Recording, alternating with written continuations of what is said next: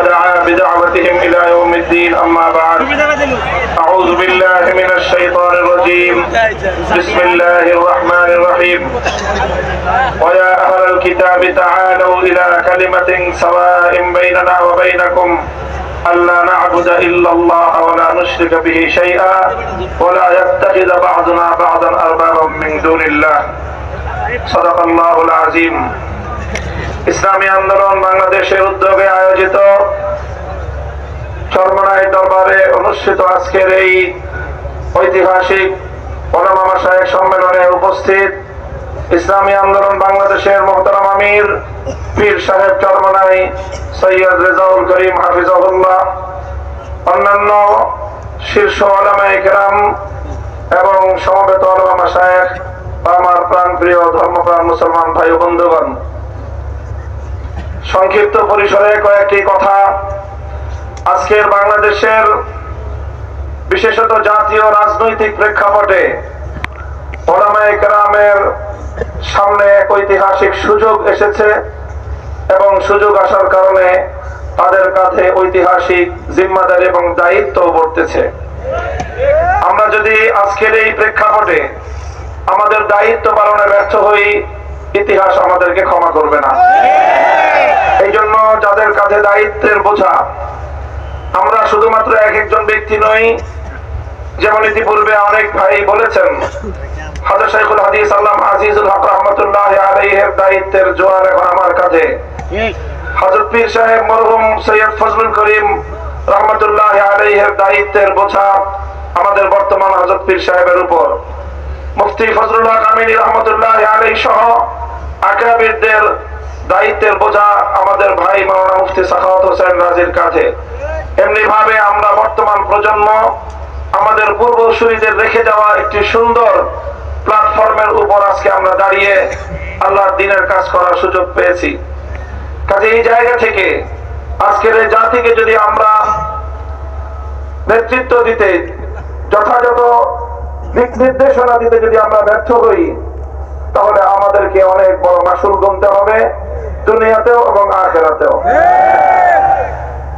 আমি আজকের যে জাতীয় চাহিদা, বিশেষ করে সারা বাংলাদেশের সকল ধর্মপ্রাণ শুধু নয়, যারা ধর্মকে ভালোবাসে অন্তত তারাও ইসলাম প্রেমী সকল মানুষের অভিন্ন চাহিদা হলো ইসলামী নেতৃত্ব তারা ঐক্যবদ্ধভাবে জাতির সামনে অগ্রসর হোক, জাতির সামনে উপস্থিত হোক।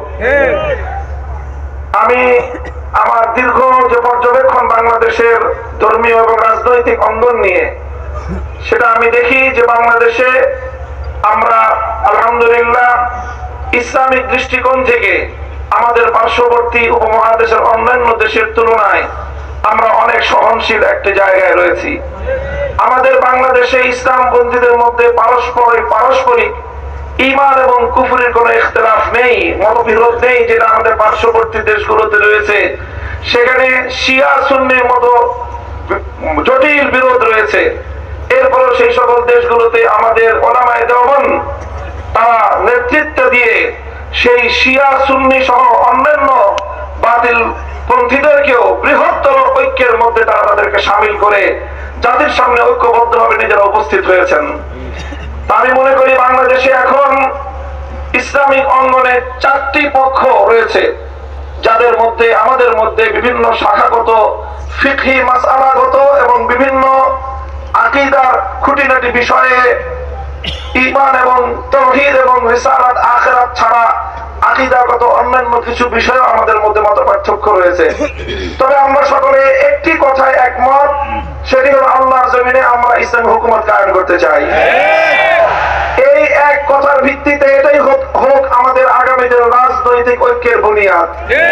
যারা যারা আল্লাহর জমিনে কোরআনী শাসন কায়েম করতে চায়, তারা আমরা আগামী দিনে একটি ব্যালট বাক্স নিয়ে জাতির সামনে আমরা এক মঞ্চে হাজির হব। আমি মনে করি বাংলাদেশে অনেকগুলো ইসলামিক মহল থাকলেও বাংলাদেশে ধর্মীয় এবং ইসলামী সেক্টরের কিয়াদত ওলামায়ে দেওবন্দের হাতে। এর মধ্যে কোন ধরনের দ্বিমত অথবা কোন সংশয়ের কোনো অবকাশ নেই। বাংলাদেশে যদি 4 লক্ষ মসজিদ থাকে, 3.5 লক্ষ মসজিদের ইমামতের এবং মেম্বারের দায়িত্ব ওলামায়ে দেওবন্দের হাতে। কাজেই ধর্মীয় সকল অঙ্গনগুলোকে ঐক্যবদ্ধ করা ঐতিহাসিক দায়িত্ব ওলামায়ে দেওবন্দের কাছে। আর এ কথা অস্বীকার করার কোনো উপায় নেই। দেওবন্দি ওলামায়ে কেরামের সাথে সংশ্লিষ্ট যতগুলো রাজনৈতিক সংগঠন রয়েছে তার মধ্যে সর্ববৃহৎ রাজনৈতিক সংগঠন ইসলামী আন্দোলন বাংলাদেশ। কাজেই সেই জায়গা থেকে ইসলামী আন্দোলন বাংলাদেশের দায়িত্ব সবচেয়ে বেশি। আলহামদুলিল্লাহ, আমি সাক্ষী দিচ্ছি লাখো জনতার এই মজমায় আমরা হযরত পীর সাহেব চরমনায় সৈয়দ রেজাউল করিম সাহেব হাফিজাহুল্লাহর মধ্যে সেই উদারতা এবং সেই আন্তরিকতা আমি প্রত্যক্ষ করেছি, আমি সাক্ষী দিচ্ছি। এজন্য আমরা আশাবাদী আগামী দিনে ইনশাআল্লাহ আমাদের ঐক্য প্রতিষ্ঠিত হবে। এই জন্য আমাদের যে কথা আমরা একমত সেটা হলো, আগে আমাদের ওলামায়ে দেওবন্দের নেতৃত্বে যে সকল রাজনৈতিক সংগঠনগুলো পরিচালিত হচ্ছে আমরা আমাদের মধ্যে আমাদের ঐক্যকে আরো সংহত এবং মজবুত করব। ইতিমধ্যে আমির হেফাজত আল্লামা শাহ মুহিবুল্লাহ বাবুনগরী হাফিজাহুল্লাহর পক্ষ থেকেও আমাদেরকে সকল সংগঠনকে দাওয়াত দেওয়া হয়েছে।